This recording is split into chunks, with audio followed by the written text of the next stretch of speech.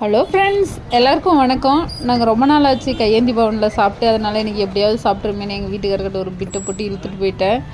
நாங்கள் நெசவாளர் காலனி பக்கம் தான் இந்த பெட்ரோல் பங்க் ஒட்டி ஒரு ரோட்டு கடை இருக்குது. சரி, அங்கே தான் வந்திருக்கோம்.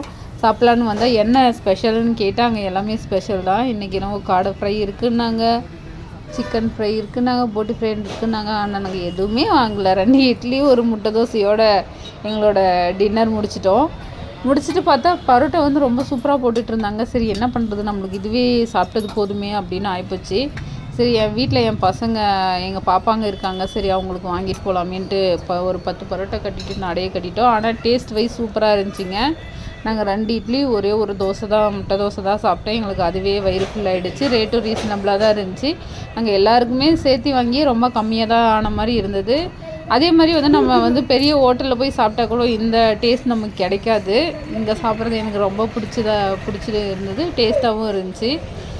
ஓகே ஃப்ரெண்ட்ஸ், மறக்காமல் நீங்கள்லாம் யாரெல்லாம் இந்த கடைக்கு போயிருக்கீங்கன்னு கமெண்ட்டில் சொல்லுங்கள். இந்த வீடியோ பிடிச்சிருந்தா லைக் பண்ணி, ஷேர் பண்ணி, சப்ஸ்கிரைப் பண்ணிவிடுங்க ஃப்ரெண்ட்ஸ். பாய்.